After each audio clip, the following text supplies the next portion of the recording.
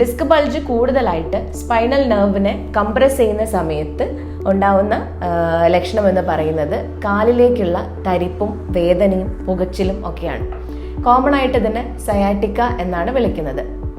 ചില ആളുകൾക്ക് അത് നടുവിൽ നിന്ന് തുടങ്ങിയിട്ട് കാലിൻ്റെ പാദം വരുന്ന രീതിയിലാവാം പെയിന് കാണുന്നത്.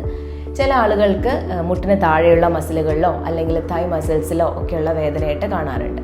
വേദന ഇല്ലാതെ തരിപ്പ് മാത്രമായിട്ടും അല്ലെങ്കിൽ പുകച്ചിൽ മാത്രമായിട്ടും കാണാറുമുണ്ട്.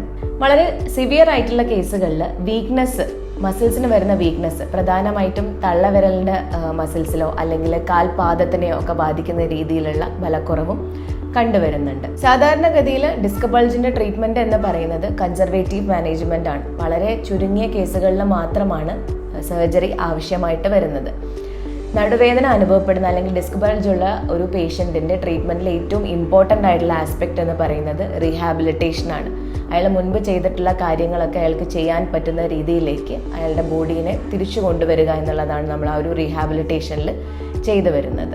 ഇത്തരത്തിലുള്ള എന്തെങ്കിലും ലക്ഷണങ്ങൾ നിങ്ങൾ അനുഭവിക്കുന്നുണ്ടെന്നുണ്ടെങ്കിൽ അതിനെ നെഗ്ലക്റ്റ് ചെയ്യാതെ അതിൻ്റെ റൂട്ട് കോസ് കണ്ടുപിടിച്ച് അതിനുള്ള ട്രീറ്റ്മെൻറ്റ് എത്രയും പെട്ടെന്ന് തേടേണ്ടതാണ്.